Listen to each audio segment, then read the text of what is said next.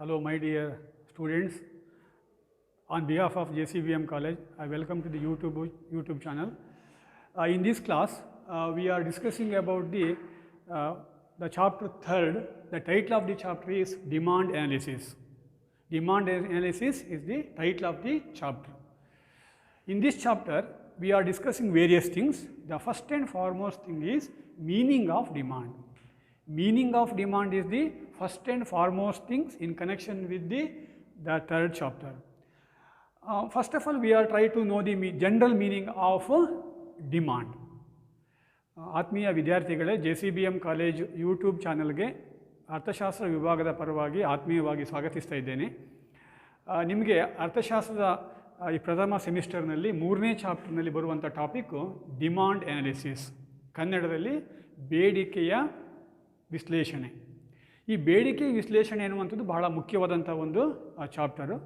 ಈಗಾಗಲೇ ಇದರ ಬಗ್ಗೆ ನೀವು ಒಂದಿಷ್ಟು ವಿಷಯವನ್ನು PU ಲೆವೆಲಲ್ಲಿ ತಿಳ್ಕೊಂಡಿದ್ದೀರಿ.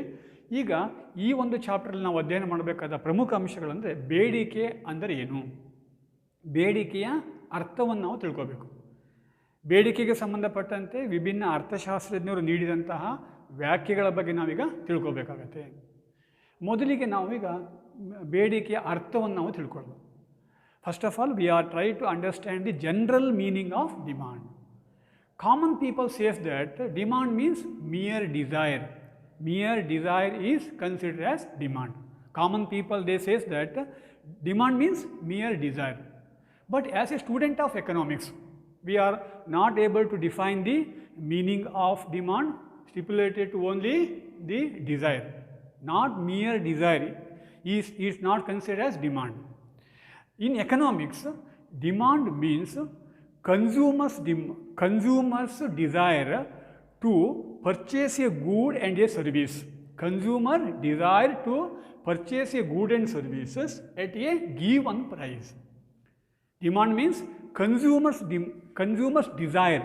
Consumer desire means ambition to purchase a commodity, purchase a good and a service in a given price. Price is very, very important one. Without explaining the price, without mentioning the price, the definition of demand is incomplete one. The basic thing is, at the time of explaining the demand, we definitely consider the price element. Price is very, very important one. ಬೇಡಿಕೆಯನ್ನು ನಾವು ಸಾಮಾನ್ಯ ಅರ್ಥದಲ್ಲಿ ಹೀಗೆ ವಿವರಿಸ್ಬೋದು. ಬೇಡಿಕೆ ಅಂತ ಹೇಳಿದರೆ, ಯಾವುದೇ ಒಂದು ರಾಷ್ಟ್ರದಲ್ಲಿ ಅನುಭೋಗಿಗಳಿಗೆ ನಿರ್ದಿಷ್ಟವಾದ ಬೆಲೆಯಲ್ಲಿ ಸರಕುಗಳನ್ನು, ಸೇವೆಗಳನ್ನು ಕೊಂಡುಕೊಳ್ಳುವ ಇಚ್ಛೆ. ಕೇವಲ ಸರಕುಗಳನ್ನು, ಸೇವೆಗಳನ್ನು ಕೊಂಡುಕೊಳ್ಳುವ ಇಚ್ಛೆ ಇದೆ, ಅದು ಯಾವ ಬೆಲೆಯಲ್ಲಿ ಅಂತ ಹೇಳಿದಾಗ ಮಾತ್ರ ಅದು ಬೇಡಿಕೆ ಆಗುತ್ತೆ. ಅಂದರೆ ಬೆಲೆಯನ್ನು ಇಲ್ಲಿ ವಿವರಿಸದೇ ಇದ್ದರೆ, ಬೆಲೆಯನ್ನು ಇಲ್ಲಿ ಪ್ರಸ್ತಾಪ ಮಾಡದೇ ಇದ್ದರೆ ಬೇಡಿಕೆಗೆ ಅರ್ಥ ಬರೋದೇ ಇಲ್ಲ. ಹಾಗಾಗಿ ಅನುಭೋಗಿಗಳಿಗೆ ಸರಕುಗಳನ್ನು, ಸೇವೆಗಳನ್ನು ಯಾವ ಬೆಲೆಯಲ್ಲಿ ಕೊಂಡುಕೊಳ್ಳುವ ಇಚ್ಛೆ ಇದೆ ಅದನ್ನು ಬೇಡಿಕೆ ಅಂತ ಕರೀತಾರೆ ಸಾಮಾನ್ಯ ಭಾಷೆಯಲ್ಲಿ. ಅದು ಸಾಮಾನ್ಯವಾಗಿ ನಾವು ಅರ್ಥಶಾಸ್ತ್ರದಲ್ಲಿ ಈ ರೀತಿ ವಿವರಿಸ್ಬೋದು. ಅಂದರೆ ಕೇವಲ ಆಸೆಗಳನ್ನು ನಾವು ಬೇಡಿಕೆ ಅಂತ ಹೇಳೋದಿಲ್ಲ, ಅಭಿಲಾಷೆಗಳನ್ನು ಬೇಡಿಕೆ ಅಂತ ಹೇಳೋದಿಲ್ಲ. ಆ ಆಸೆಗಳು ಮತ್ತು ಅಭಿಲಾಷೆಗಳನ್ನು ನಾವು ವ್ಯಕ್ತಪಡಿಸಬೇಕಾದ್ರೆ ಯಾವ ಬೆಲೆಯಲ್ಲಿ ಕೊಂಡುಕೊಳ್ಳಲಿಕ್ಕೆ ನಾವು ಸಿದ್ಧರಿದ್ದೇವೆ ಅದನ್ನು ಕೂಡ ಇಲ್ಲಿ ವಿವರಿಸಬೇಕಾಗತ್ತೆ. ಹಾಗಾಗಿ consumers desire to purchase a commodity or a service in a given price, in a particular price, that is known as demand. ಅಂದರೆ ಬೇಡಿಕೆ ಅಂದರೆ ನಿರ್ದಿಷ್ಟವಾದ ಬೆಲೆಯಲ್ಲಿ ಯಾವುದೇ ಒಂದು ಸರಕುಗಳನ್ನು ಅಥವಾ ಸೇವೆಗಳನ್ನು ಅನುಭೋಗಿಗಳು ಕೊಂಡುಕೊಳ್ಳುವ ಆಸೆಯನ್ನು ವ್ಯಕ್ತಪಡಿಸುವುದಕ್ಕೆ ಸಾಮಾನ್ಯವಾಗಿ ನಾವು ಬೇಡಿಕೆ ಅಂತ ಹೇಳ್ತೇವೆ. For the sake of better understanding of the demand concept, we are understand the two important definition given by important two economists. Number one is the Stonier and Hague definition. Number second is the Bentham definition. According to Stonier and Hague, who define the concept of demand in their own sentence. According to Stonier and Hague, who says that wants backed up by enough money pay for a good and service demanded. According to Stonier and Hague, wants backed up by enough money to purchase a good and services who demanded. That is known as a demand according to Stonier and Hague. We simply analyze the Stonier and Hague definition in the following sentence. According to Stonier and Hague, who says that the demand means wants backed up by enough money. Enough money means enough purchasing power for pay the good and services which demanded by a given consumer. That is known as demand. ಇಲ್ಲಿ ಸ್ಟೋನಿಯರ್ ಮತ್ತು ಹೇಗ್ ಎನ್ನುವಂಥ ಒಬ್ಬ ಅರ್ಥಶಾಸ್ತ್ರಜ್ಞ ಬೇಡಿಕೆಯನ್ನು ಹೀಗೆ ವ್ಯಾಖ್ಯಾನಿಸ್ತಾನೆ. ಸ್ಟೋನಿಯರ್ ಮತ್ತು ಹೇಗ್ರವರ ಪ್ರಕಾರ ಹಾಗಾದರೆ ಬೇಡಿಕೆ ಅಂದರೆ ಏನು? ಸ್ಟೋನಿಯರ್ ಮತ್ತು ಹೇಗೆ ಏನು ಹೇಳ್ತಾನೆ ಅಂದರೆ, ಯಾವುದೇ ಒಂದು ಸರಕಿನ ಬೇಡಿಕೆಯನ್ನು ವ್ಯಾಖ್ಯಾನ ಮಾಡಬೇಕಾದ್ರೆ ಕೇವಲ ಇಲ್ಲಿ ಆಸೆಗಳು ಅಥವಾ ಬಯಕೆಗಳು ಕೇವಲ ಬೇಡಿಕೆ ಅಂತ ಕರೆಸ್ಕೊಳ್ಳೋದಿಲ್ಲ. ಬಯಕೆಗಳು ಕೊಂಡುಕೊಳ್ಳುವ ಶಕ್ತಿಯನ್ನು ಪಡ್ಕೊಂಡಾಗ ಅದು ಬೇಡಿಕೆಯಾಗಿ ಪರಿಣಮಿಸುತ್ತವೆ. ಸ್ಟೋನಿಯರ್ ಆ್ಯಂಡ್ ಹೇಗ್ರವರ ಪ್ರಕಾರ ಬೇಡಿಕೆ ಅಂದ್ರೇನು? ಬಯಕೆಗಳು ಕೊಂಡುಕೊಳ್ಳುವ ಶಕ್ತಿಯನ್ನು ಪಡೆದುಕೊಂಡಾಗ ಅದು ಬೇಡಿಕೆಯಾಗಿ ನಮಗೆ ಪರಿಣಮಿಸುತ್ತವೆ. ಅದನ್ನು ನಾವು ಬೇಡಿಕೆ ಅಂತ ಕರಿಬೇಕು ಅಂಥೇಳಿ ಈ ಸ್ಟೋನಿಯರ್ ಆ್ಯಂಡ್ ಹೇಗ್ ಎನ್ನುವಂಥ ಒಬ್ಬ ಅರ್ಥಶಾಸ್ತ್ರಜ್ಞ ವಿವರಿಸ್ತಾನೆ. ಸ್ಟೋನಿಯರ್ ಆ್ಯಂಡ್ ಹೇಗ್ ಎನ್ನುವಂತಹ ಅರ್ಥಶಾಸ್ತ್ರಜ್ಞರ ಪ್ರಕಾರ ಬೇಡಿಕೆ ಅಂದರೆ ಏನು? Wants backed up by, not only simply wants is not considered as demand.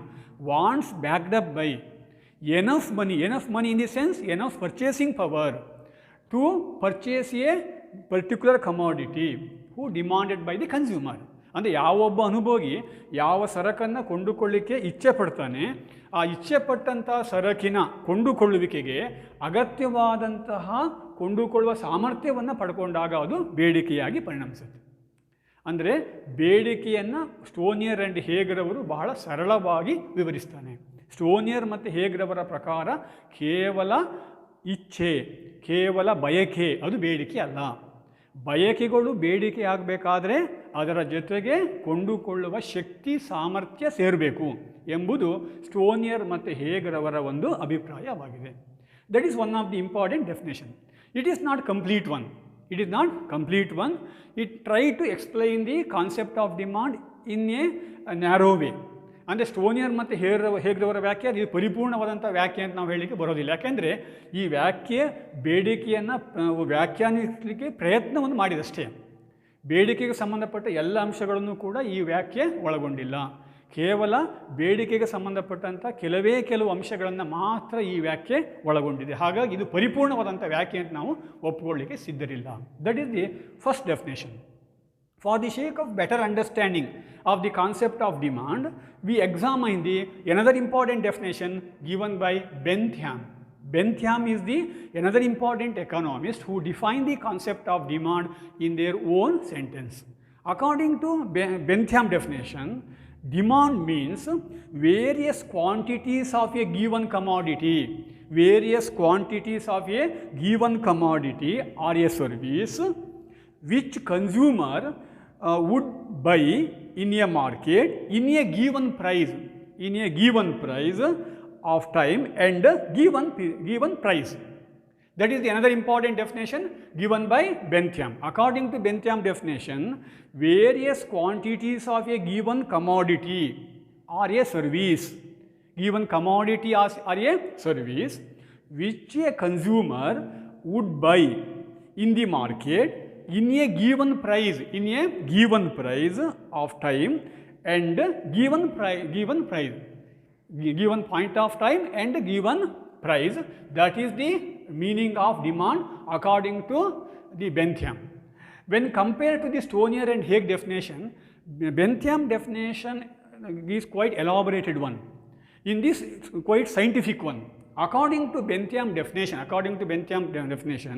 various quantities of a given commodity in the different level of price, a given consumer who try to buy the different quantities of a commodity and a service.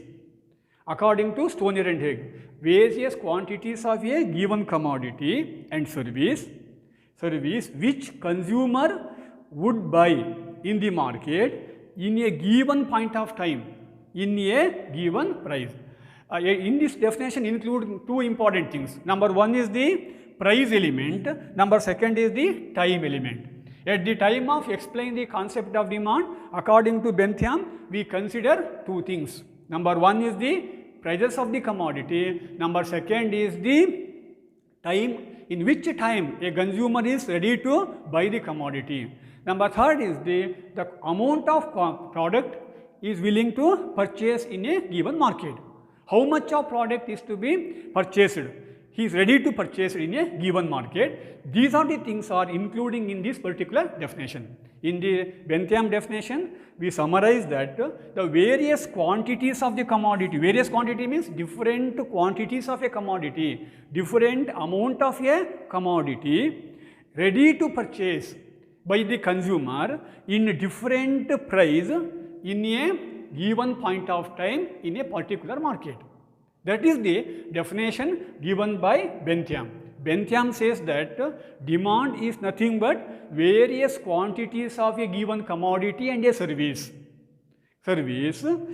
which consumer would buy in a market in a particular point of time in a given price. Without mentioning the price, without mentioning the quantity, without mentioning the time element, the definition of demand is incomplete one according to Bentham. Bentham says that demand means demand definitely including three things. Number one, quantity. Number second, price. Number third one is the time. ನೋಡಿ, ಈಗಾಗಲೇ ನೀವು ಸ್ಟೋನಿಯರ್ ಹೇಗ್ರವರ ವ್ಯಾಖ್ಯೆಯನ್ನು ನೋಡಿಬಿಟ್ಟು ಈಗ ಬೆಂಥ್ಯಾಮ್ರವರ ವ್ಯಾಖ್ಯೆಯನ್ನು ನಾವೀಗ ನಿಮ್ಮ ಮುಂದೆ ವಿವರಿಸ್ತಾ ಇದ್ದೇವೆ. ಬೆಂಥ್ಯಾಮ್ ಏನು ಹೇಳ್ತಾನೆ?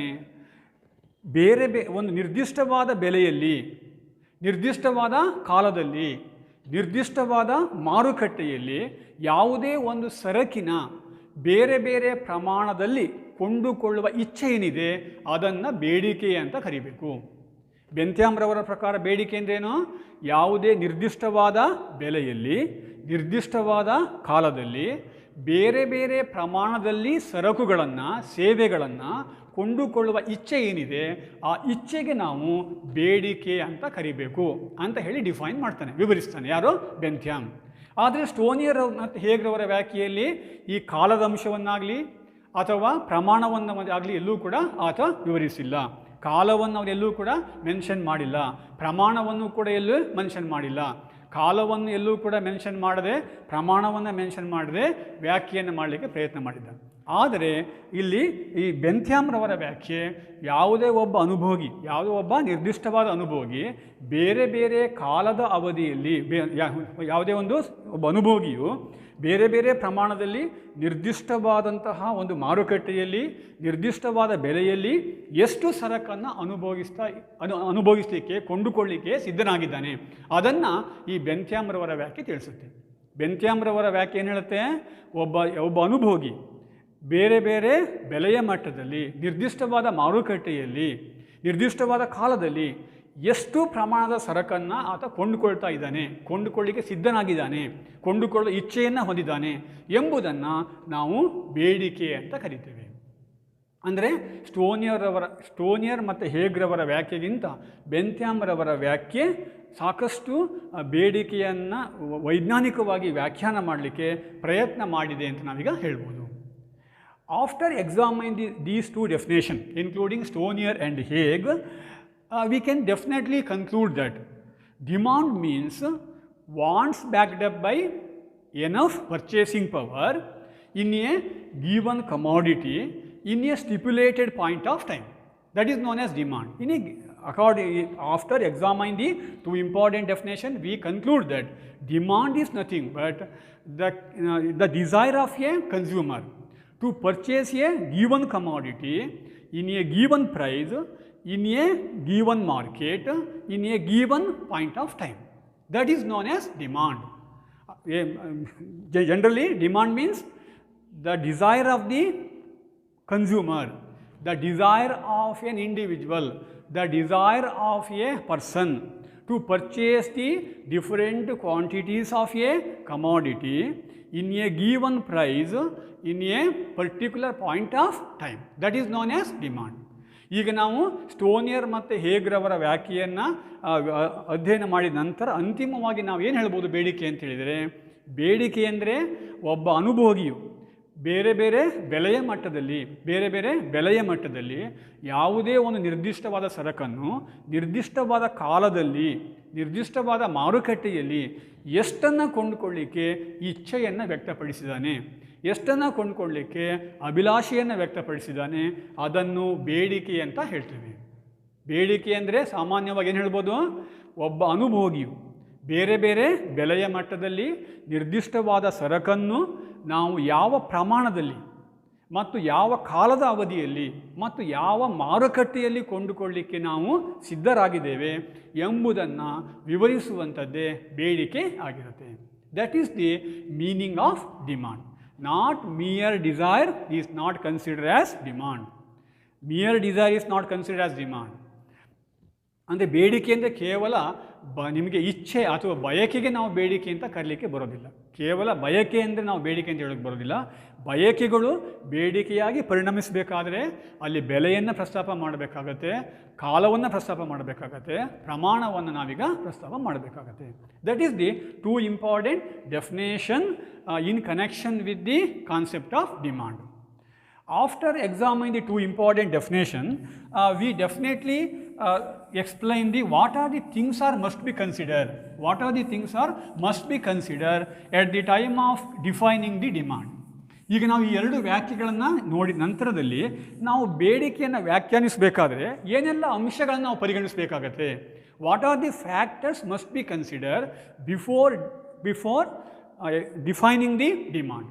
The first and foremost factor is price. Price is the first and foremost things must be considered at the time of defining the demand. ಬೇಡಿಕೆಯನ್ನು ನಾವು ವ್ಯಾಖ್ಯಾನಿಸಬೇಕಾದ್ರೆ ಮೊದಲು ಪರಿಗಣಿಸಬೇಕಾದ ಅಂಶ ಯಾವುದು ಅಂತ ಹೇಳಿದರೆ ಬೆಲೆಯನ್ನು ಮೆನ್ಷನ್ ಮಾಡಬೇಕು, ನಾವು ಬೆಲೆಯನ್ನು ಪ್ರಸ್ತಾಪಿಸಬೇಕು.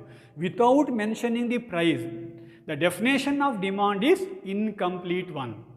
ಅಂದರೆ ಬೇಡಿಕೆಯನ್ನು ವ್ಯಾಖ್ಯಾನ ಮಾಡುವ ಮೊದಲು ನಾವು ಗಮನಿಸಬೇಕಾದ, ಅನುಸರಿಸಬೇಕಾದ ಅಥವಾ ಪರಿಗಣಿಸಲೇಬೇಕಾದ ಅಂಶಗಳಲ್ಲಿ ಮೊದಲ ಅಂಶ ಬೆಲೆ.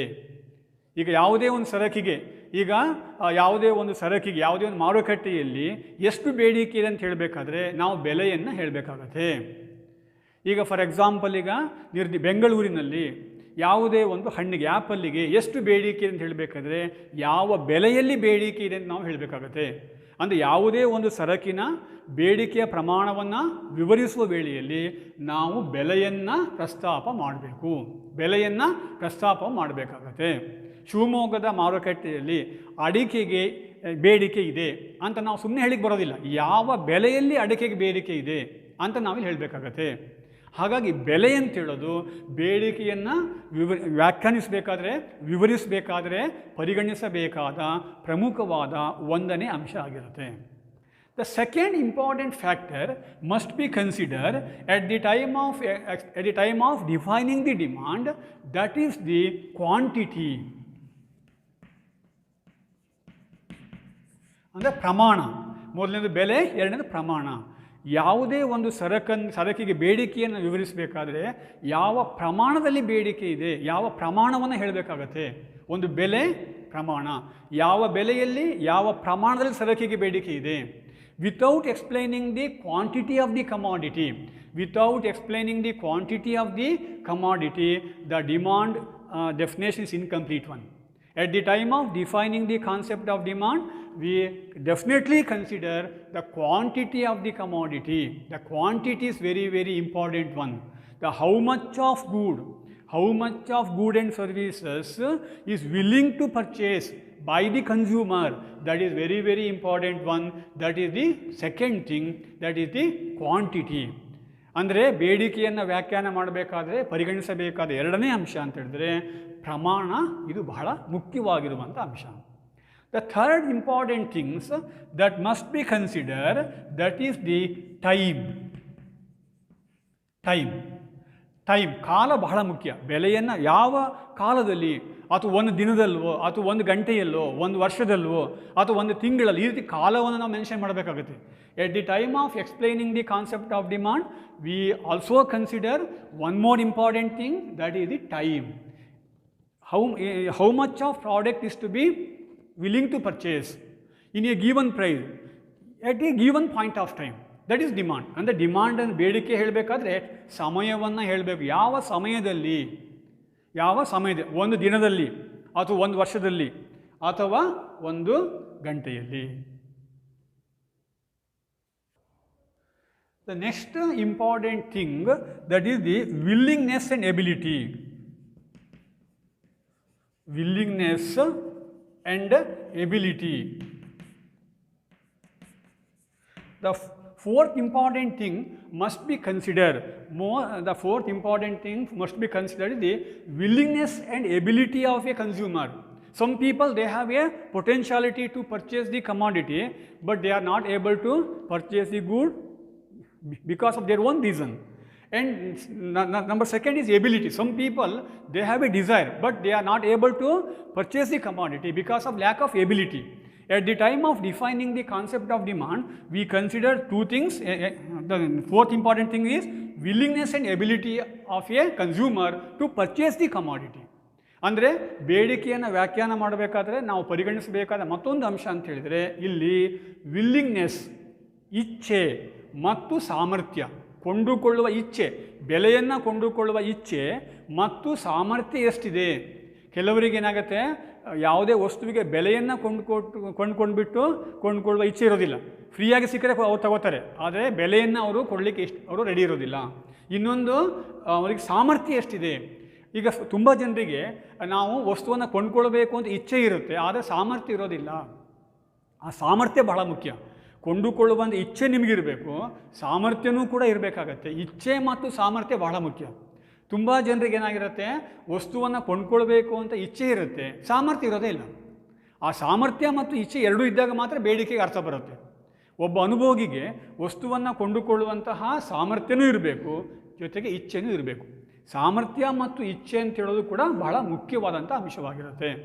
ಹಾಗಾಗಿ ಬೇಡಿಕೆಯನ್ನು ನಾವು ವ್ಯಾಖ್ಯಾನಿಸಬೇಕಾದ್ರೆ ಪರಿಗಣಿಸಬೇಕಾದಂಥ ನಾಲ್ಕನೇ ಅಂಶ, that is willingness and ability of a consumer to purchase the commodity.